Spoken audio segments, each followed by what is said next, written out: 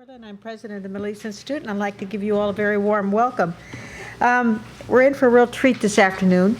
Christine Fair will talk about her most recent book, Fighting to the End, Pakistan's Army's Way of War.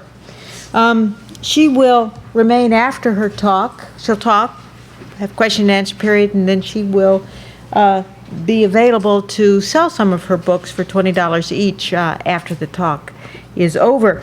You know, with so much attention this week riveted on the horrific reports of the Islamic State and the inhumanity of the Islamic State, a lot of our press is overlooking the evolving crisis in Pakistan. Now, as Prime Minister Nawaz Sharif is facing massive protests, not just from one, but from two different sources, Imran Khan and the PTI, and Sufi cleric Tahir al-Qadri. So the news there is very interesting. And of course, as always in Pakistan, the hand of the military is rumored to be behind both sets of protests.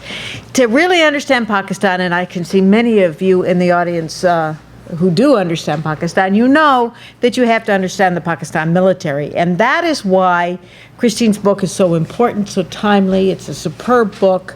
I recommend that you all buy it afterwards and read it. But you know, it's not her first book. And it won't be her last book. She's got 3 other books she's thinking of working on.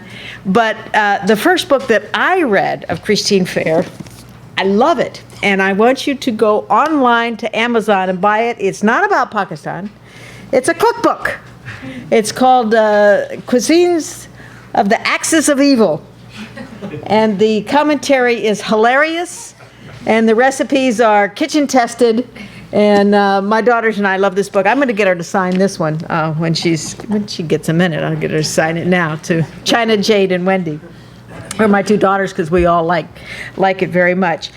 When you're online, and don't do it now, but when after this is over and you are online, go to the Middle East Institute's website too and sign up for our September 12 full-day conference on Egypt. We're going to hold it at the Park Hyatt from, I think it's 10 to 4:30, something like that.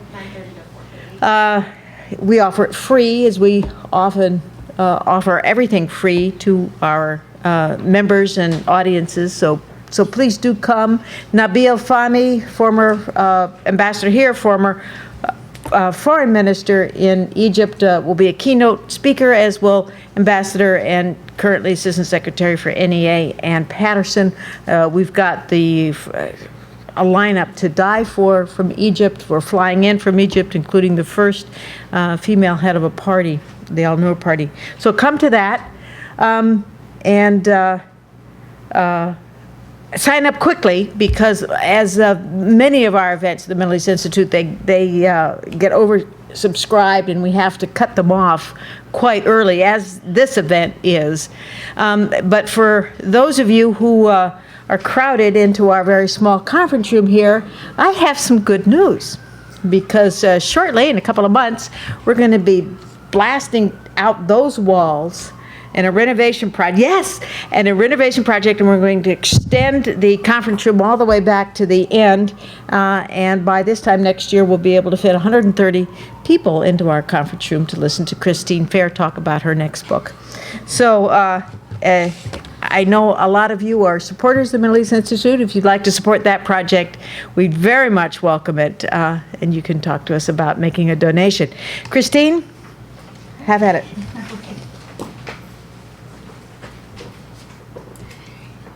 Thank you so much, Wendy, and thanks to all of you for coming out on this really unseasonably lovely day. I mean, this should be a day we should all be out having cocktails or something, enjoying this day. I'm game. Rob Roy's. Also, thank you for mentioning the cookbook. That cookbook, it is a real cookbook. Don't drink and blend is what I tell my students. I cut this finger off working on the Iraq chapter. It manicures very nicely, but it took a lot of stitches. But the origins of this, like my brothers, they were deployed to Iraq, and that sucked a lot, because if you were an opponent of the Iraq War, you were not considered a patriot, which I look back on. I need to just get mental floss. So we a bunch of us out in LA, we started doing the Axis of Evil dinner parties where we just, they were my only family, so the thought of them getting killed or even killing in Iraq was devastating. So that was born out of my brother's deployment and the meals that we cooked while they were away. The irony is my brothers won't touch any food that I make. If it's not like from Carl's Jr., it's just not something they're going to eat. So it's a little bit heartbreaking and ironic. But this book is on the Pakistan Army. One point of interest, the cover, I want to give a shout out to the artist, Isaira Wasim. A lot of her artwork speaks to the themes of civil military affairs in Pakistan. Some of the best pictures actually of Lashkar-e-Taiba and its key terrorist acolytes are actually done by her. So she let me use this artwork absolutely free. And I will tell you, there's no way I could actually afford this picture. I think this picture sells for like $10,000. So definitely want to give a thanks to Isaira Wasim, and I encourage you to check her out. So the other thing I'll point out, because this sort of is an additional data point that sort of underscores the argument of my book, the Pakistan Army was very upset by this cover, and the Oxford University Press Pakistan version cannot use this cover. So if you buy this book in India or Bangladesh, it has this little thing for sale everywhere in South Asia except Pakistan, because apparently Musharraf's feelings were hurt because he's in flip-flops on a carousel. So data point X to the arguments I make in the book. So my question is, so by way of a background, I'm not a political scientist. I did my PhD in South Asian area studies, which means I did languages, and text to me are really important. But as I began approaching this question, I realized it's a question that political scientists ask. And I want to point out a few other books that have come out of late. One is written by Akil Shah, and the other is written by T.V. Paul. And what's actually encouraging is that we ask very similar questions, but we use very different data and different styles of argumentation, and we kind of come to the same point. So the equifinality of our different arguments, I think, is really quite interesting. So my question that has been really eating at me for a number of years is what explains Pakistan's persistent revisionism. And what I mean by that is the following.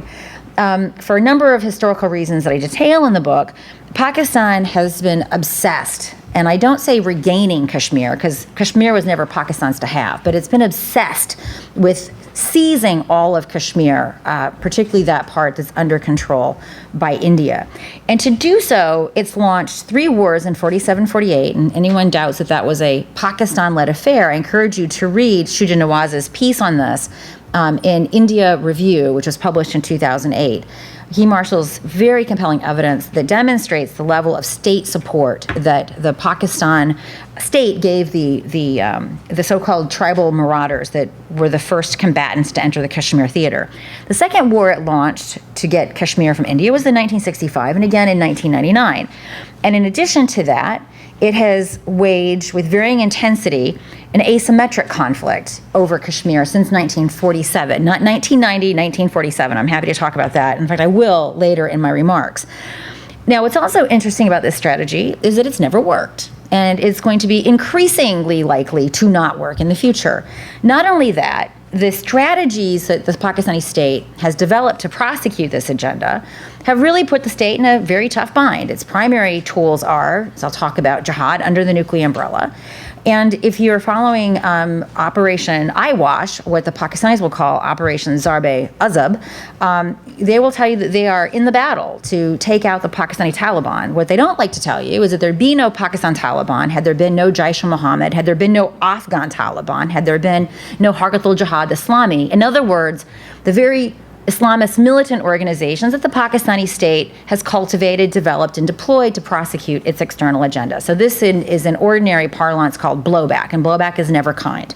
So not only are these strategies failing to achieve even modest parts of Pakistan's goals, I think we could agree that they're even imperiling the viability of the state itself. Pakistan has enjoyed great international scorn and scrutiny because of its continued reliance upon these jihadists' proxies, and also because of its history of nuclear weapons, which is well documented and not terribly salutary. So what political scientists would say, we expect states to modify their strategies when they fail to attain the state's objectives, much less imperil the state itself. To an ordinary person who's not a political scientist, i.e. me, I put it a different way.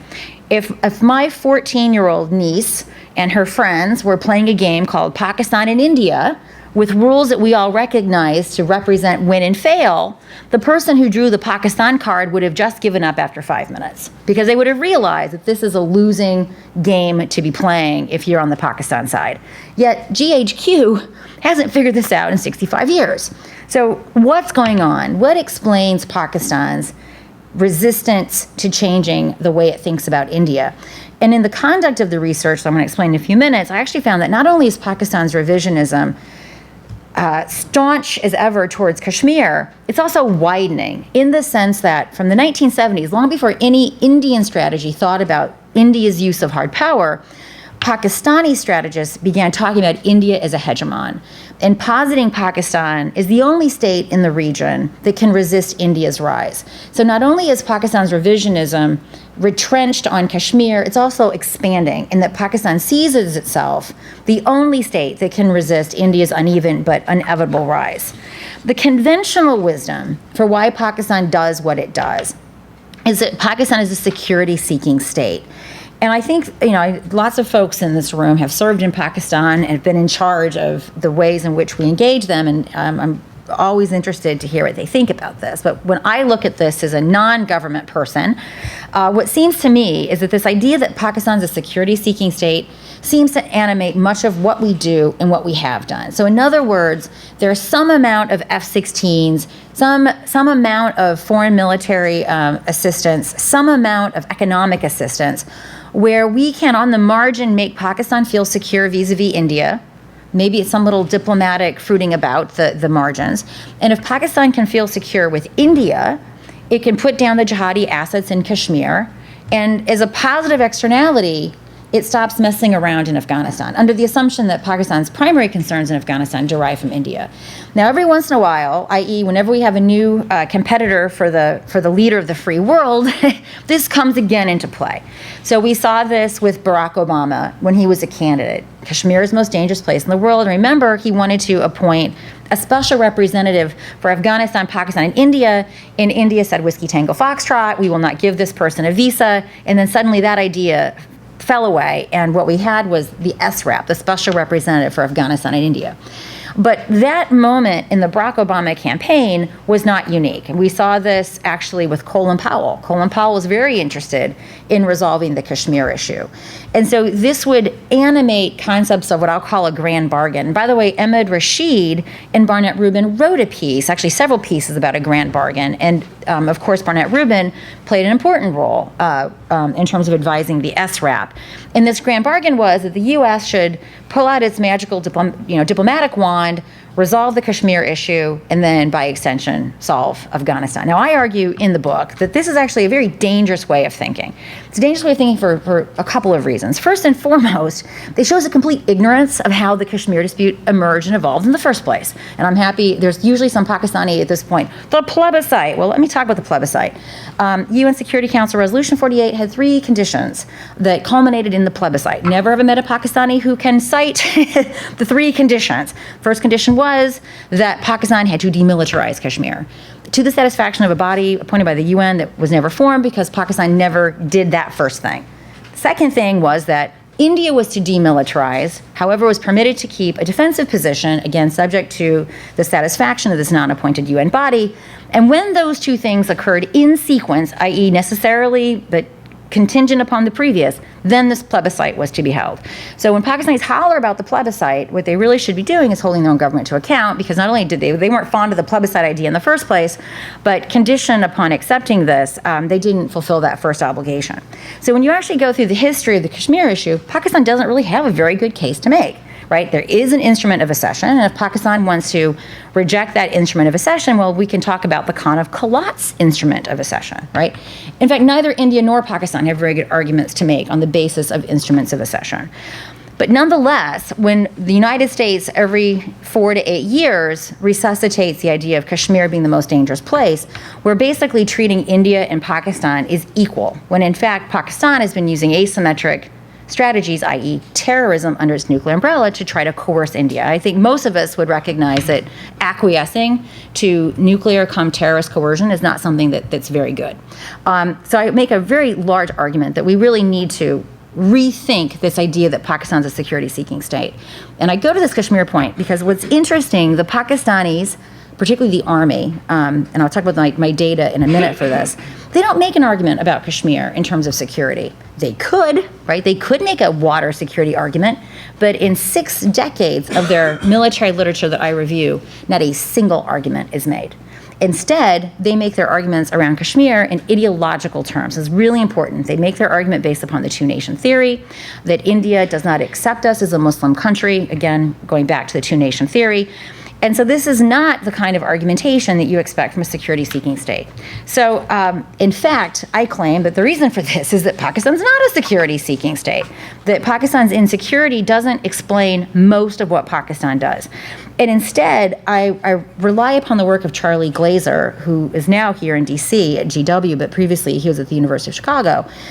And he talks about this concept of security-seeking states versus purely ideological / greedy states. And it's worth reading to you what he says about ideological, greedy states, because it sounds pretty much like Pakistan to me.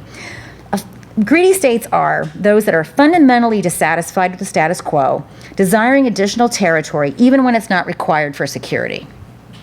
Purely greedy states pursue revisionism to increase prestige, spread ideology, and or propagate their religious worldview. Greedy states use competition as the only or primary means to achieve these non-security goals. And what he finds in his work, that when you treat a security-seeking state, an ideological greedy state, like a security-seeking state through appeasement strategies, and I think it's fair to characterize what we do with Pakistan is aspects of appeasement, that you actually encourage this behavior. And so the arguments I advance in the book is that we need to stop thinking of Pakistan as a security-seeking state. And we need to realize that these appeasement strategies that really have formed the core of U.S. engagement with Pakistan actually encourages Pakistan to do things that are injurious to our interests. Now, let me give you an example, by the way. Let's just pretend that you were the army chief for, I don't know, army chiefs from the period of 2002 to 2011, when you were taking American money, allegedly as an ally in the war on terror, giving that to the Taliban, who are killing our troops. And what was America's response to this? Well, gee, where is my checkbook? Let me write an ever larger check. I mean, it's almost risible. My brothers are in uniform, so I take this very, very personally. So what was the consequence for bin Laden rolling up in Abbottabad? The Pakistanis, not only have they not caught anyone associated with harboring him, the only dude they did arrest was this poor schmuck that was involved in actually trying to catch bin Laden. So what price has it paid for its behavior? Absolutely none. So one of the things that sort of runs through my book is that we have to stop treating Pakistan as a state that can be helped by these policies of appeasement, that in fact we're basically enabling Pakistan. If we were at a dinner party, I would call this methadone treatment, but we're not actually treating the underlying problem that Pakistan has. So let me talk a little bit about my data. So as some of you know, I'm blacklisted now and I can't go back. So the Pakistan Army will not have the opportunity to lie to me anymore in theater. But that's a whole other side discussion. So my primary data, although I've met many Pakistan military personnel over the decades I've been working in Pakistan, I want to draw one really important observation about those interactions. And by the way, I think one of the best books about this is written by Tazy and Howard Schaefer called Riding the Roller Coaster, How Pakistan Negotiates with the U.S. It's like 90 pages. Every person that deploys to Pakistan in any capacity must read this book because they nail Pakistan's behavior towards the Americans. The most important thing is that every time you meet someone from the armed forces, they know their brief. So when they come here to the NDU, they've all been basically censored by the ISI. There's usually an ISI langur in the room For those of you that know the Langur reference, I'll just let you enjoy that. For those of you who don't, sorry, we'll explain it later. There's always an ISI minder in the room, making sure that people don't go off script. The only time you get them off script is when they're drunk and talking about the affairs they have. And every once in a while, when you're in Pakistan, you'll get to meet someone that hasn't been rigorously screened, and they'll say something off script. But for the most part, in my 20 years of going to Pakistan and interacting with folks in uniform, by the time they've met me or my colleagues, they have a pretty set thing that they're supposed to say. And so I personally do not prioritize those interview data very much, those interview data encounters very much, because they are really psychological operations opportunities. Instead, what I rely upon, and by the way, now this is no longer a reliable data source either, because they've also become part of the PSYOP, and I'll talk about that in a minute.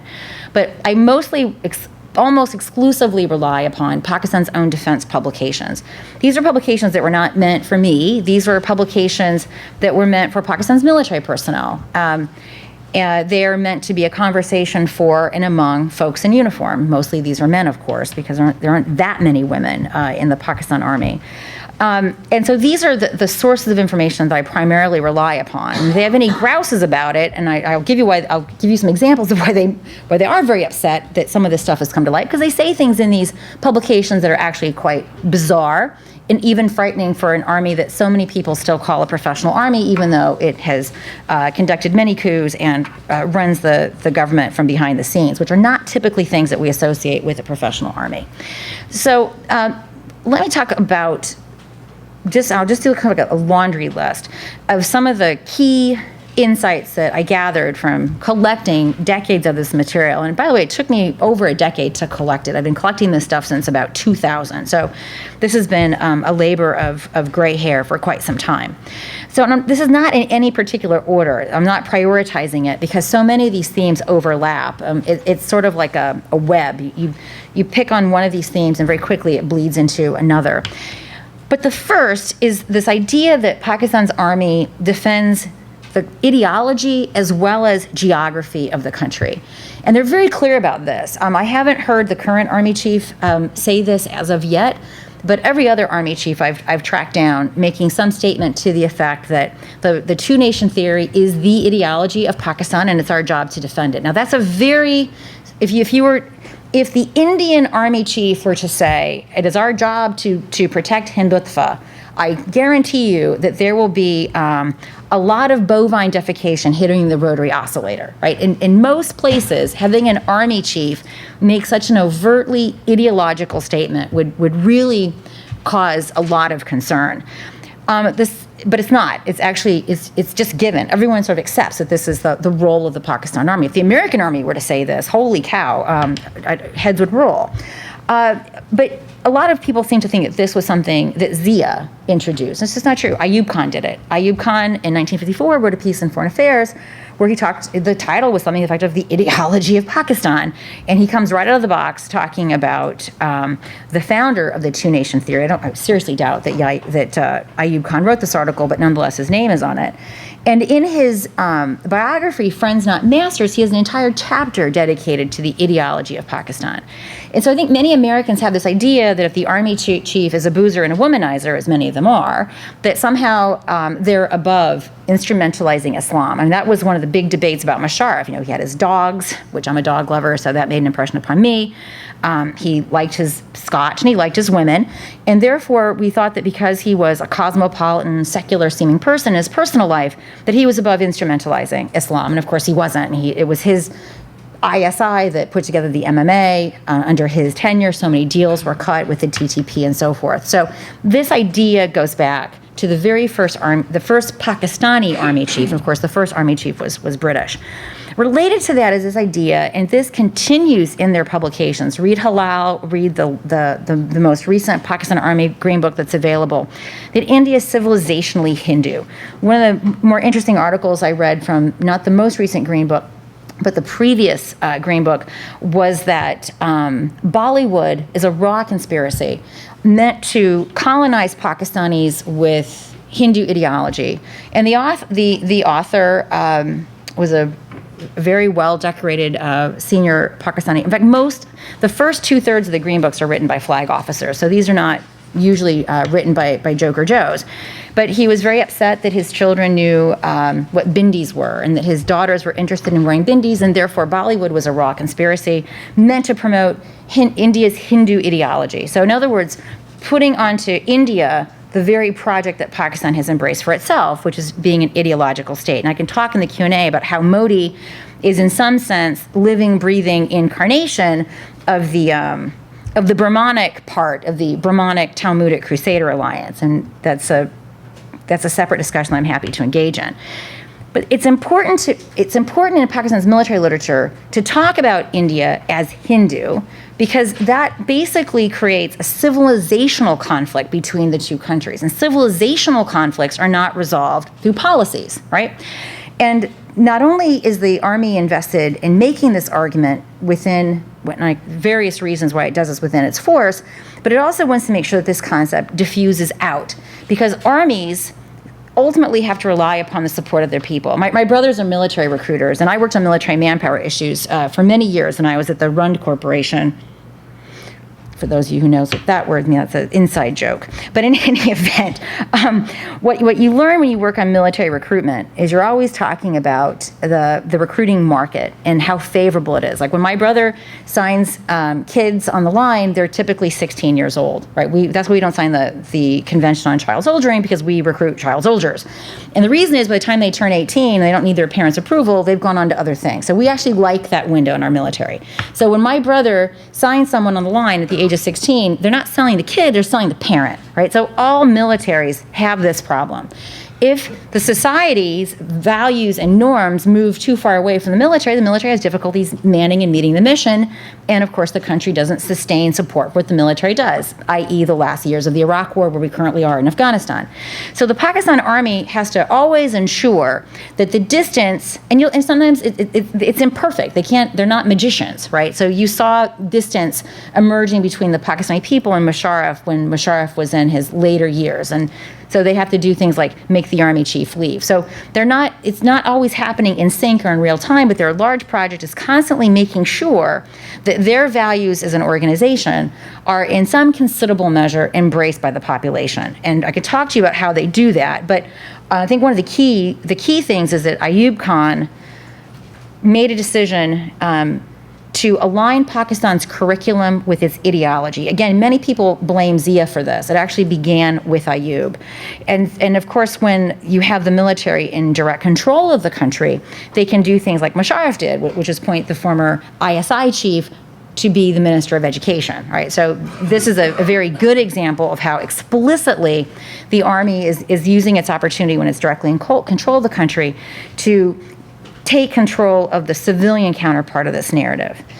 By making the claim, as it consistently does, that it has to defend the two-nation theory at all costs, relates to this other concept that if they let go of the two-nation theory, it's not a country worth presiding over. After all, if it's not a country that adheres to this two-nation theory, it's just a failed, sloppy version of India. Right?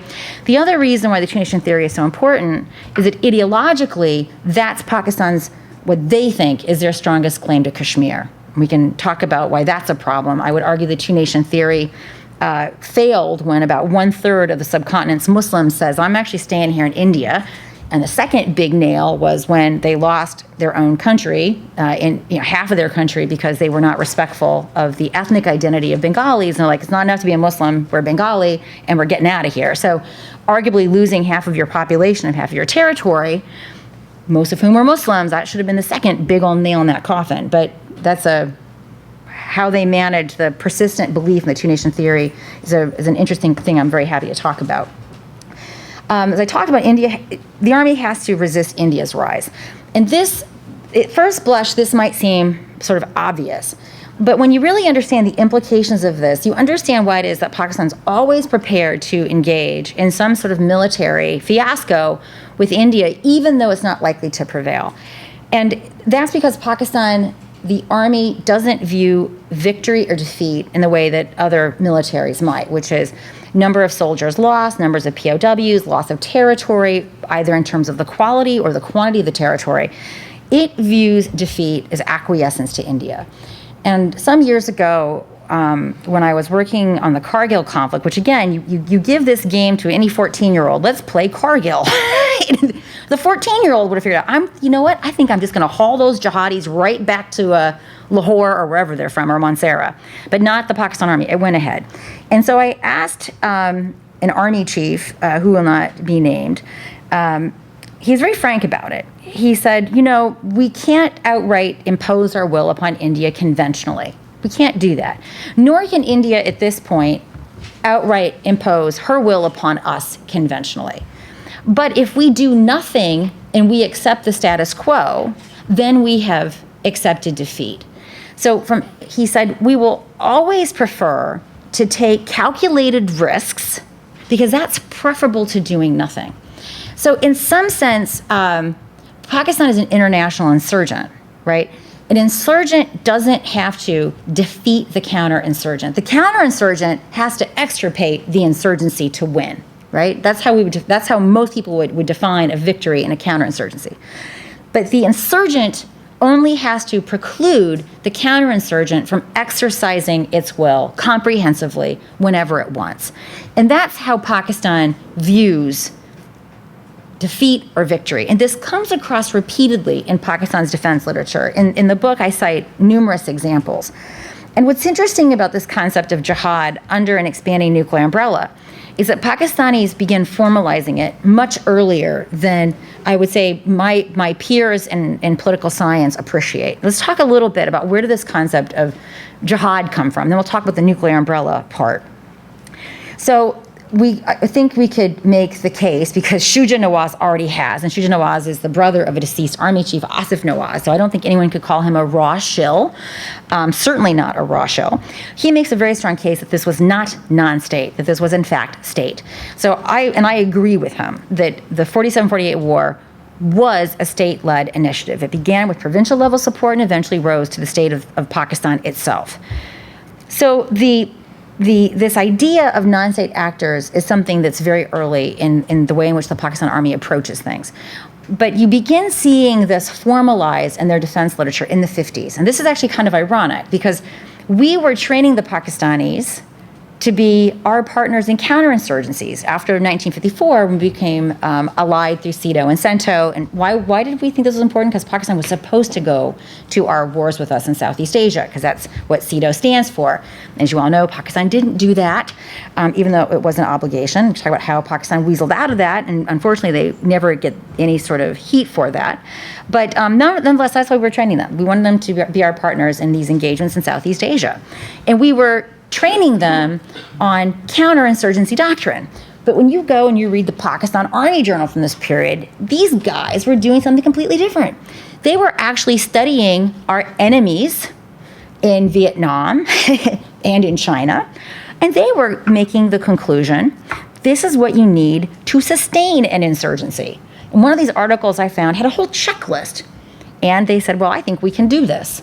In areas, the Pakistanis are very funny. The Indians are the same way. They always talk about certain countries, third countries, certain hands, certain external forces, but you'd have to be a complete moron to not understand that the theater, the mountainous, forested terrain they were describing in this article was obviously Kashmir.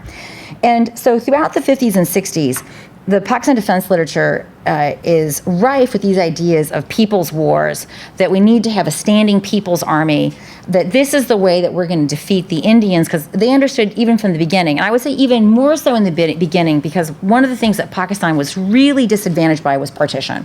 When they say that India and when people say that they were equal inheritors of partition, it's utter rubbish. Pakistan was ripped off in every possible way. I mean, the Indians did everything they could to prevent Pakistan from getting what it was supposed to get under the terms of partition, and what it was supposed to get under the terms of partition itself was inadequate. So Pakistan was sort of like that symbiotic twin that was like sort of cut off at the shoulder, and everyone just sort of expected it to wither off and die, and surprisingly, it's managed to survive. So when people talk about it as a failed state, I actually think it's a miracle that Pakistan has managed to survive, even though there were no ministries of any consequences, huge personnel shortages, no history of governing this country from Karachi. All of the administrative infrastructure, militarily and civilian, was of course housed in India. So it's actually, when you think about what the military must have been thinking, about India at that point and the sort of pernicious effect of India's nickeling and diming Pakistan at every opportunity, and of course ousting the Auchinleck, who was Pakistan's only proponent in the partition process. You get some, when you go through the partition process, you can sort of understand how Pakistan military felt that it was never going to be accepted by India, and it continues for a variety of reasons to still bear the imprints of this partition process. You still find it in their defense writings. So ironically, they begin thinking about this non-state actor business under our tutelage. They become much more effective at it. And some of the articles that I cite were individuals who eventually were involved in the 65 war. So it's not the case that these are just random dudes writing silly things to get promoted, but these were actually people that were involved. I have a really great piece on infiltration by A.K. Niazi, who of course was the Pakistan Army commander who had to oversee the loss of East Pakistan. So many of the people that I cite in this book are actually pretty relevant in many of Pakistan's various wars. By the time you get to the 70s, it's no longer fashionable to talk about people's wars, and they begin using this jihad terminology.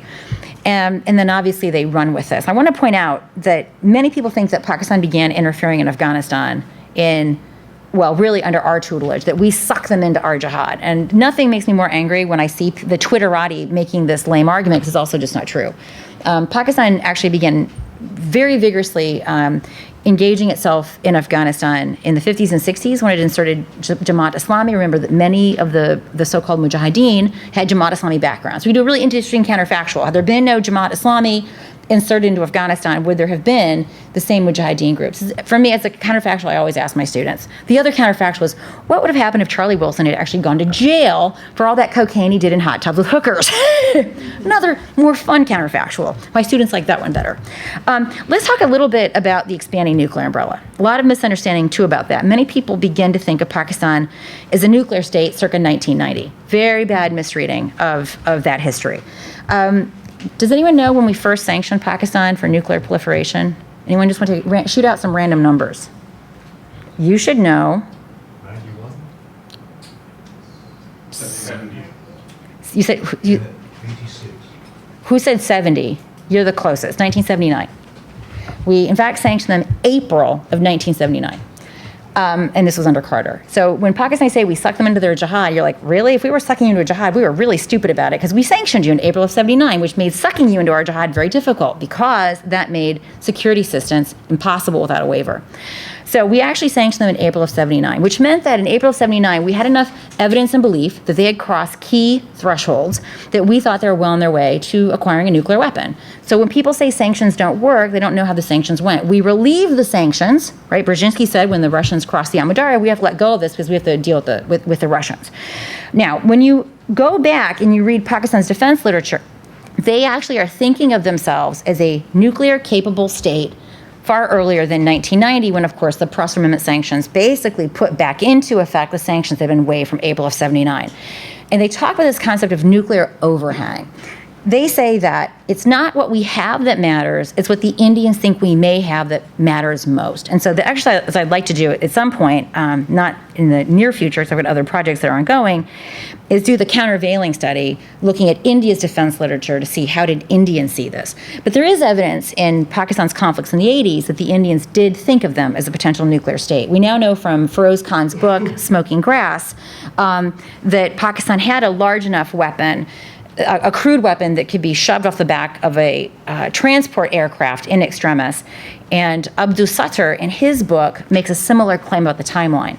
This is also interesting because if you look at the history of Pakistan's nuclear program, actually it's Zulfikar Ali Bhutto that started it. And he was actually quite prescient. He wanted to pursue a nuclear weapons program at 1964.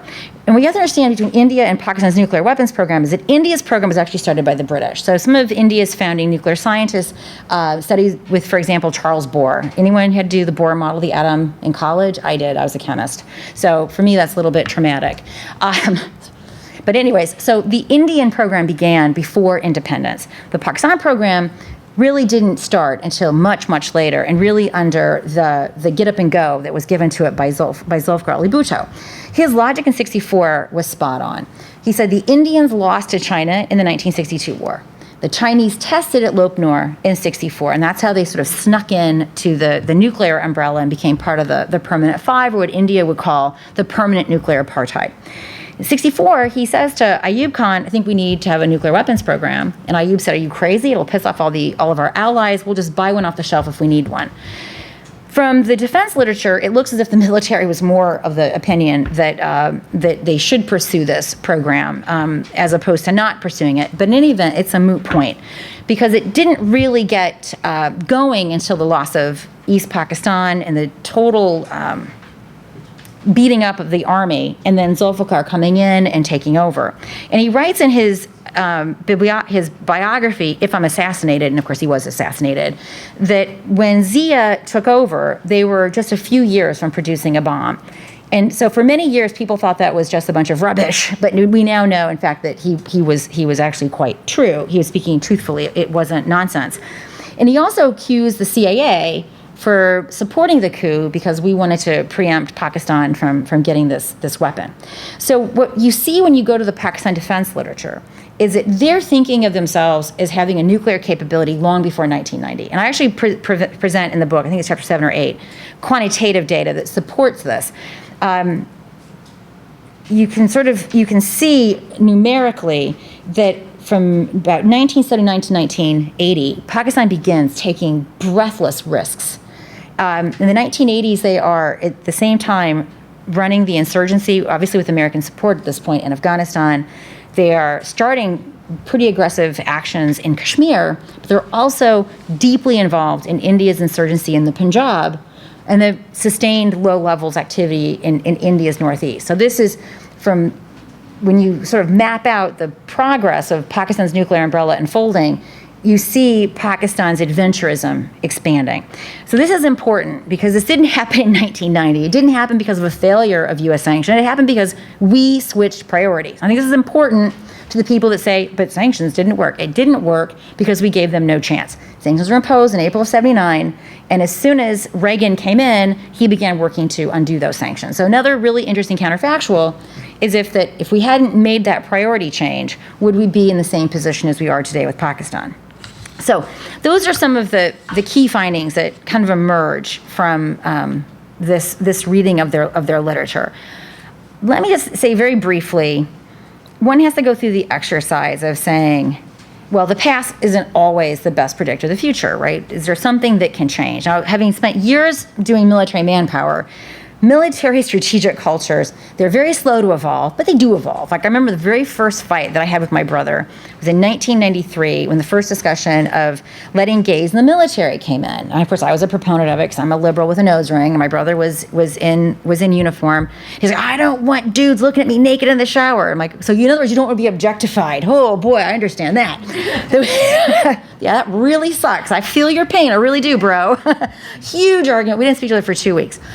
My brother now is the biggest proponent of gays in the military, right? Why is that? Because he wants folks in boots. He was so furious when we ousted the gay Arabic linguists because it turns out, for whatever reason, a bunch of our linguists were gay. And my brother's like, what are they doing?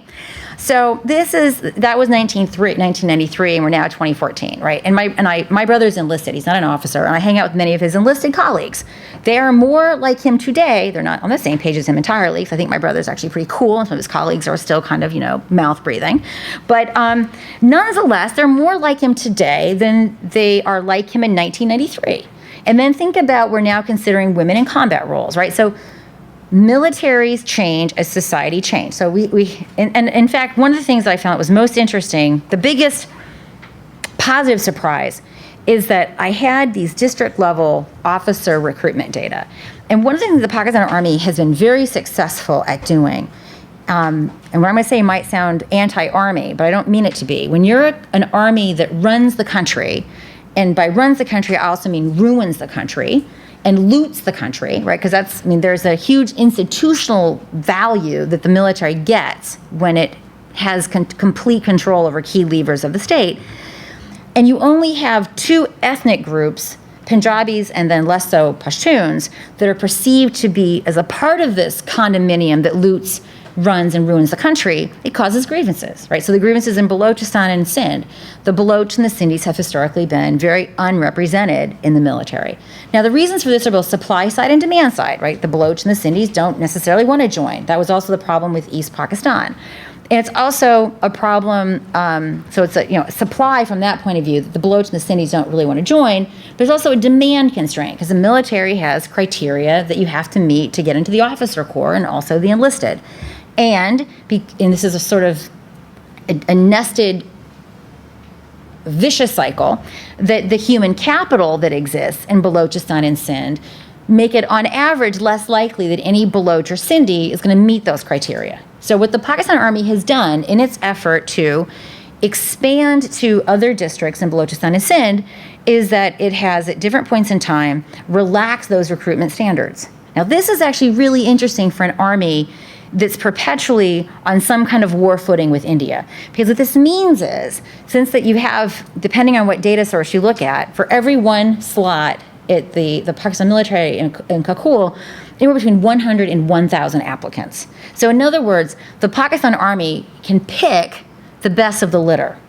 And what it's choosing to do in many instances is pick a lesser qualified person from Balochistan or Sindh at the expense of a much more qualified Punjabi or Pashtun. Now that is a very puzzling institutional choice. And it turns out it's deliberate, right? So they're building cadet colleges in Sindh and Balochistan. And there's even evidence that the people they're recruiting from Sindh and Balochistan are in fact Baloch and Sindhis as opposed to just Punjabis. Because you could imagine they're just recruiting Punjabis from Sindh and saying that we're recruiting from Sindh, but they're really Punjabis. But there's evidence that they're actually recruiting the ethnic groups of those provinces. So why is this really interesting? So some of you know that I do a lot of large N data on Pakistan. So at the time of writing this book, I had a data set that was over 16,000 people. It turns out that the districts, these new districts from which they're recruiting, are far less likely to support this jihadi nonsense. They have very different views about civil military control. They have a very different set of views about political Islam. In some cases, the people are less likely to like jihad, but they're more likely to support military interventions. I mean, in other words, it's very uneven. But the point is, by virtue of them reaching into these new districts, they have an interesting puzzle on their hands, because they're not recruiting the people from the same districts in the Punjab that are much more aligned to these ideological commitments that I laid out. So this means one of two things. It means that over time, the Pakistan Army is going to evolve in ways that are different, in kind of the same ways that I laid out about the American military, going from the recruitment of African Americans to putting women in combat roles.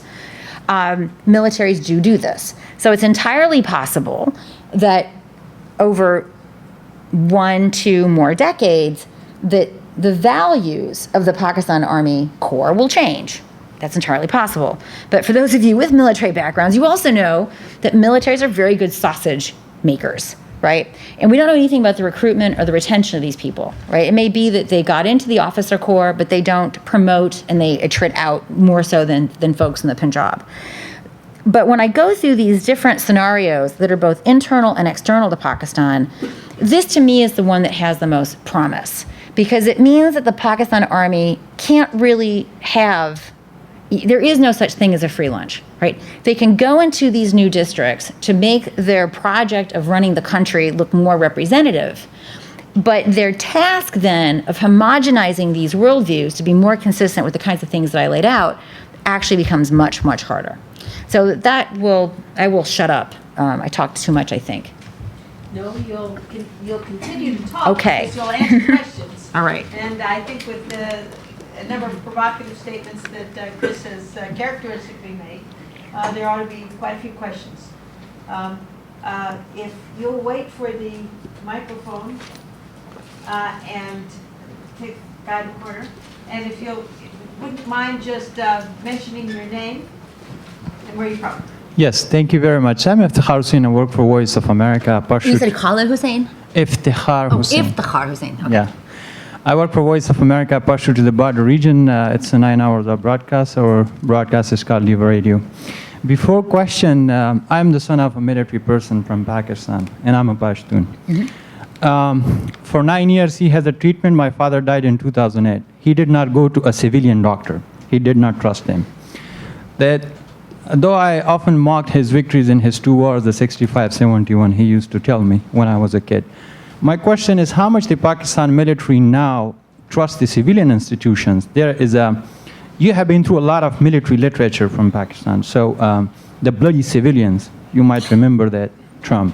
So the question is how much they... branded in my brain, the bloody civilians. Shut up, bloody civilian. Yes. that symbolizes their trust on the civilian institutions. Yeah. No, so look, you're absolutely right. One of the core beliefs of the Pakistan Army, and maybe I should have emphasized this more in my opening remarks, that it is the only institution that can protect Pakistan's geography and ideology. And so in both of those cases, the bloody civilians are the enemy.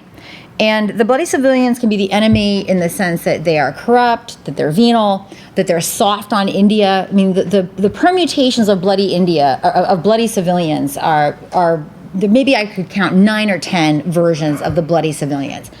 And what I find really frustrating, I do a lot of survey work, that trope of the bloody civilians, and by bloody, y'all know, it doesn't mean like zombie civilians, it means like, effing civilians. It's truly, it is.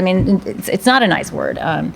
So in any event, what I find very frustrating is that the trope of the bloody civilian has very wide acceptance among Pakistanis. And I wrote this piece called The Army's New Playbook, which by the way has a lot of, this is what we're seeing now is kind of a redux of what we saw in the spring of 2013 when the Army was trying to prematurely bring down the Zardari government. But it has a regrettable resonance among many Pakistanis. So sort of the Army's old playbook was that the Army, and the civilians, by the way, I don't want you to leave here thinking the Army is the only problem that Pakistan has. The Army cannot do a coup without completely co-opted civilian elements in every part of Pakistan's institution. It really takes a village to run a country and to ruin it. So the playbook kind of goes like this. You'll have parties that are fighting. The opposition party doesn't want to wait for this thing called elections. And so they engage in various hijinks like long marches, sit-ins, organizing public protests that become unmanageable, putting kids in madrasas on buses and shipping them around to engage in hooliganism. And then the Army, of course, just has to step in because these incompetent bloody civilians are so terrible.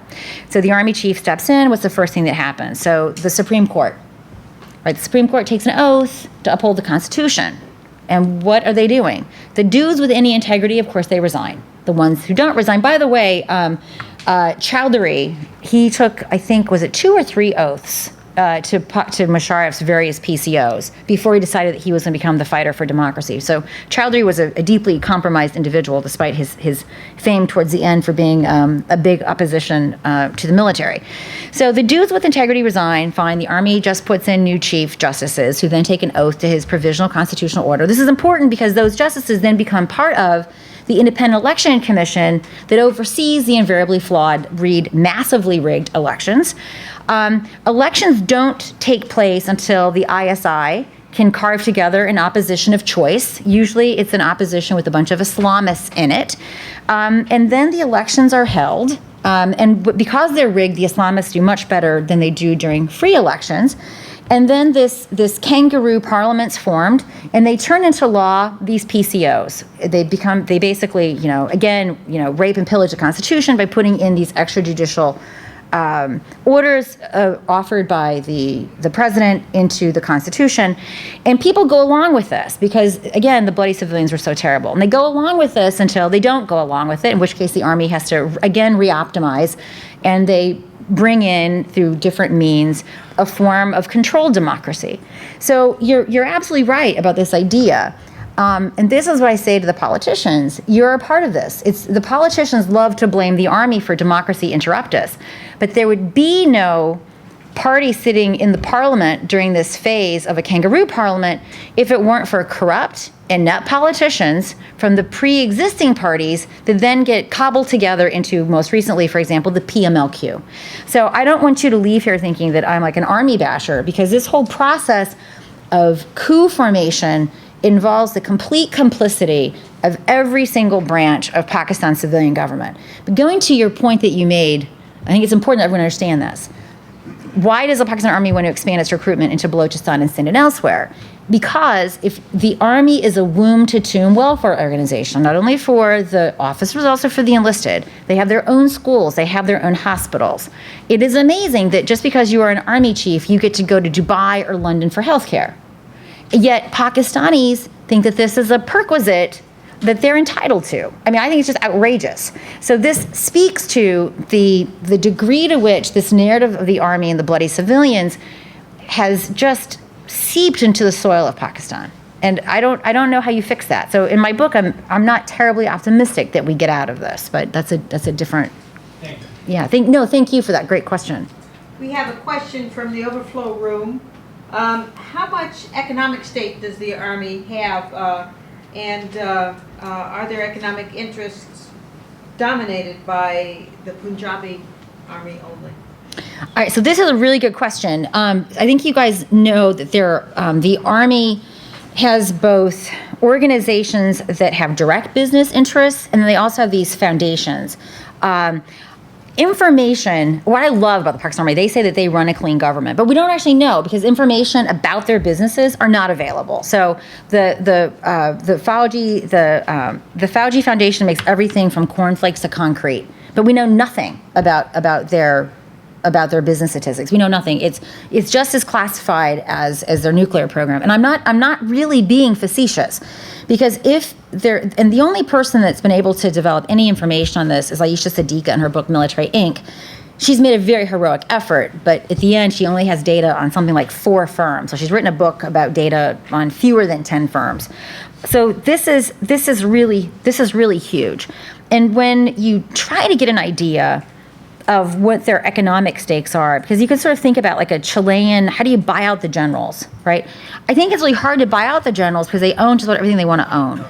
And the other thing that they're very good at is that when they are running the country, they have patronage networks that support them. And these patronage networks they're not stupid, because those patronage networks also have patronage relations with civilians. And this means that for the people that are beneficiaries of the military government, they're also beneficiaries of a civilian government. And so the only way you create institutionally opposition to one of these kinds of regimes is if you have a large set of people that are kind of outed by the whole system. They're not benefiting. But over time, with every military intervention, the patronage network that they develop, i.e. the people that are vested in this military regime, continue to expand. So, which is why you don't really see, it's not like the Bazaris in Iran, where they are so important. You have to constantly make sure that the Bazaris are on track. And I would argue the difference is that in Pakistan, the business elites are so thoroughly imbricated into this military and civilian structure that you don't have this surge of opposition to either. We're going to have time for only 2 more questions, so maybe we can take them both at the same time. Right here and right here. Hi, my name is Aman Sharif. I have lots of questions, but I'm just going to ask one. Thank you. As these operations in North Waziristan and whatnot over the years have been happening, do you see any impact of these soldiers rising up through the ranks over the years affecting how the Pakistan Army's thinking changes in general towards India, towards Afghanistan, whatever? Right. And then,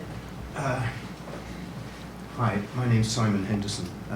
Thanks. I've got a copy of your book already, but I haven't read it other than finding my own name in it.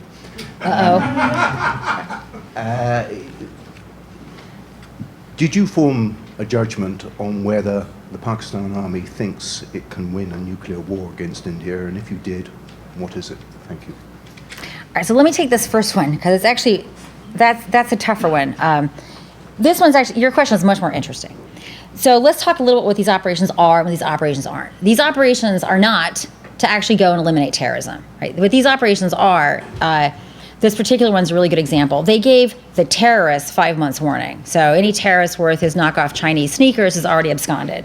The goal of this was to take those commanders so when the Pakistan Army talks about negotiations with the TTP, what they really mean is, can we persuade you through threat of death or large amounts of money to stop driving your vehicle-borne IEDs and so forth against us? And can you maybe go kill some Americans or some Afghans in Afghanistan? And the timing, for example, of the so-called ceasefire, boy, it was a coincidence that it was just the same time as the Afghan election cycle. Boy, how did that happen? I wonder. So now what are they trying to do? So, they've got all the terrorists of any consequences that could be flipped have flipped. So the dudes that remain are the ones that are not flippable and actually want to fight the Pakistanis, and they're being eliminated. They're being eliminated at a very high price. By the way, where's Operation Code Pink? Over the 1 million Pashtuns are being displaced. You didn't see Pashtuns being displaced with the drone program. It's another pet peeve of mine, Code Pink. But how is the Army managing this? Your question is really interesting. So before circa 2000, well, I would say until maybe the last 5 years, a unit would suffer the first unit death because of India, right? Maybe in Siachen, probably due to exposure, but that they can still call that India. Or maybe in some shenanigan along the ceasefire line. But your first unit death for much of Pakistan's history, you could attribute it to an Indian. All right, so your question is really interesting. One thing I did notice when I still went to Pakistan is that the fellows that had not gone to FATA, not FATA, some people call them FATA, they would call them miscreants. When you meet someone that has fought in FATA, they're now terrorists. So the Pakistan, this is just real. To a person, before they go to FATA, they're miscreants. But when they go, they're terrorists. And so think about this from an institutional point of view. At the level of strategy, GHQ and the ISI views the Afghan Taliban as a partner. Parts of the TTP are partners, right? So you would have no TTP if you didn't have these Deobandi militant groups that were at some point or another part of Pakistan's strategy to manage India. But from the fellow on the ground getting shot at, what's happening, the high politics of GHQ is irrelevant because you have just been shot at. You have lost friends. And so there's this, and you're not losing your friends because of an Indian. You're losing your friends because of a Pakistani. Now, how do they manage this rhetorically? This is very interesting. Did you guys see the picture of 1 billion Indian rupees? I'm not kidding. 1 billion Indian rupees recovered in North Waziristan. The picture of the 1 billion Indian rupees was about 50,000 rupees. And of course, ISI manufactures Indian rupees as a part of its economic espionage. So the Pakistanis also talk about these uncircumcised blokes running around. They do everything, of course, just so you know, Masouds and FATA don't circumcise. And if you want evidence of that, I can introduce you to some Masouds from FATA, and they can show you that they are in fact in accordance with that stated tradition. So the Pakistanis have done a lot to make this look like the intervention, the militarism and the terrorism in FATA is due to Indians. Have you? I know I'm going to. The exact title is "Khuda is zameen se ab tak nahi gaya." The translation is "God hasn't left us. God hasn't left this soil." But the exact title, I think I butchered. The opening scene, and actually I tried to make my South Asia class watch it, and like so many Pakistani and Indian DVDs, it choked. But the opening scene is a fellow who looks an awful lot like Naik Mohammed, one of the hottest jihadis I've ever seen. And he's having a conversation with a funder, and he's complaining, why did you give that other commander more money? We're the real people doing real work. And what was the implication of that scene, right? That these are men, they're taking money from the outside. Outside could be CIA, it could be RAW, it could be Mossad, it could be the Kangaroo Man, who cares? It's not a Pakistani that's funding this. And so this is how I think the Pakistan Army invests so much in this idea that the Indians are behind this, because this idea that Pakistanis are killing Pakistanis is a very troubling thought. And so that's one way in which they're managing it. But obviously they can't manage it. So I think 10 years from now, by the way, I'm going to go another point. They've been killing Baloch for decades, right? And no one has cared. But there's a difference about Balochistan. Baloch are about 5% of the population, 60% of the territory, and they're secular, right? And the Indian connection with Balochistan is much more enduring, and it's an easier argument to make. It's hard to make an argument that the Indians are backing Islamists and Fatah when many of those elements are groups that have killed Indians. So one shouldn't think that they can't kill Pakistanis, because they do. Balochistan, they're perfectly happy to slaughter as many Baloch as they want to with impunity, and there is no backlash. But Pashtuns are different for the reasons that I noticed. They are overrepresented in the Pakistan army based upon current data than the Punjabis are. So what Pashtuns think might be a little bit more important going forward than what Punjabis think. Going to your question, sir, about do they think they can win a nuclear war? They don't talk like this, right? They don't say we will prevail. Their argument's a little bit different. Most of their arguments is about deterrence and compellence, right? That we have and they're not probably just compelling Indians. That's what's another really important thing that Americans need to understand. Their weapons are about compelling us. So when India and Pakistan are going at it, usually because there's a Pakistani terrorist that's blown up something in India. And Wendy, you saw this. What how do we handle this? I mean, now Blackwell was a little bit of an odd sort, because Blackwell was basically saying, go for it, go to war. Other parts of the U.S. government said to India, calm down, de-escalate, because we don't want the Pakistanis to move west to east. So with the exception of that lunatic Blackwell, and that's record, he's a lunatic. That's a record. Twit that if you want. Chris Fair called him a lunatic. He's a lunatic. Stand by it. With the exception of that lunatic, generally our approach has been to give India a way of de-escalating. Go to Pakistan make some statements, maybe they'll even decrease infiltration for a while, give India some space where it can retreat. So we are part of shielding Pakistan from bearing the consequences of its own action. The other way they compel us is that people who follow the nuclear issue are not so concerned about the Islamic barbarian at the nuclear gate, because if the Islamo-fascists can get the nukes, so can Ra, so can Mossad, so could we, right? So if you think about Pakistan's command and control in their security apparatus, in terms of undesirable infiltration, their interests and ours are pretty much in alignment. But the problem is when they go to conflict with India, that's when the things they're obviously assembled, they're probably already assembled, and then they're mated to their delivery device, and they're forward deployed. And that's when the stuff becomes amenable to theft. And the Pakistanis know we know this. So that puts us in a place where we are incentivized to intervene in a conflict ever more quickly. And so not only is there constant discussion of tactical nuclear weapons designed to deter India, and whatever Modi will do with resuscitating Cold Start, I think he's going to do something along those lines.